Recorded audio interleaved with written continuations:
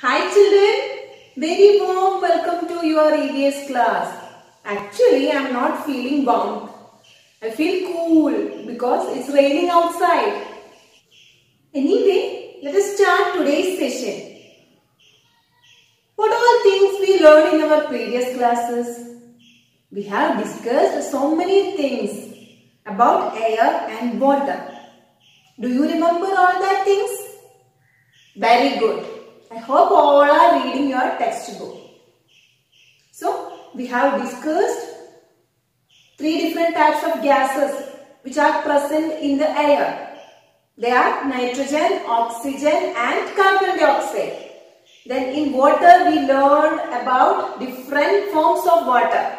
They are liquid, solid and gas. Very good. And next we learned about four important processes which changes the forms of water. They are evaporation, condensation, freezing and melting.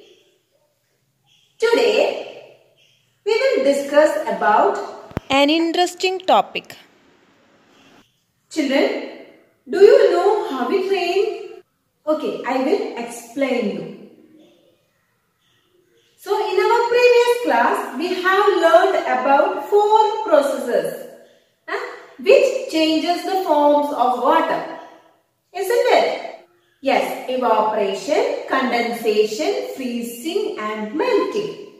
So these all processes will happen in the nature also.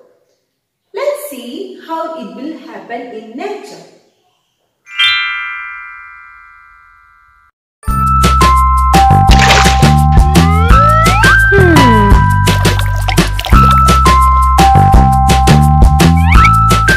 Our topic for today is water cycle.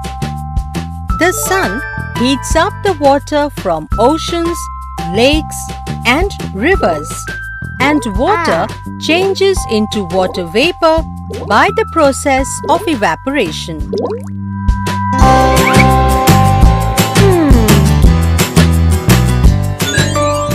Plants also lose water in the form of water vapor from their leaves into the air by the process of transpiration.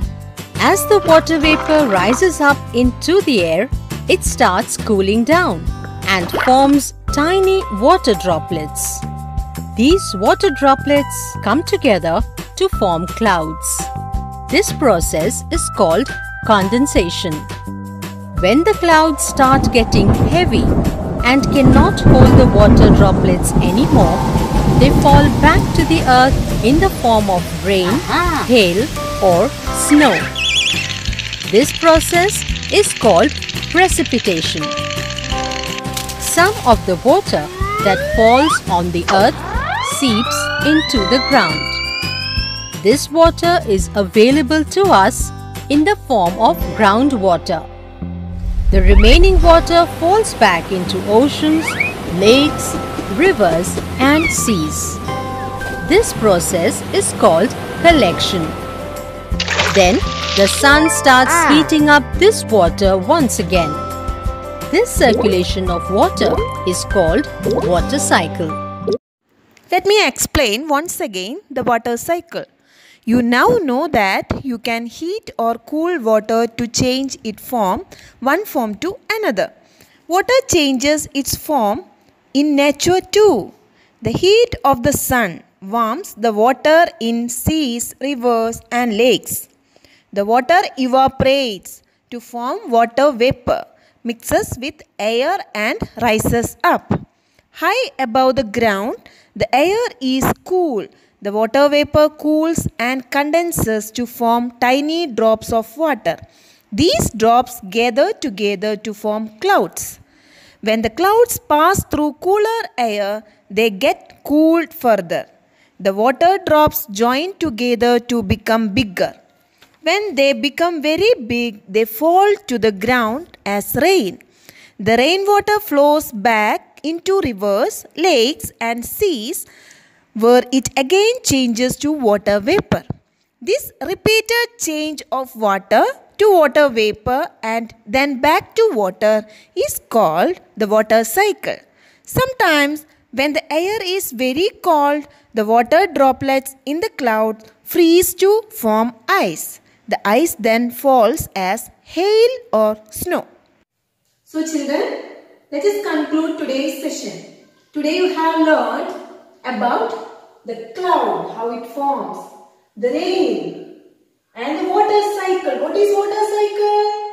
The repeated change of water to water vapor and then back to water is called the water cycle. Next we have discussed about hail or snow. Hope you all enjoyed the class very well.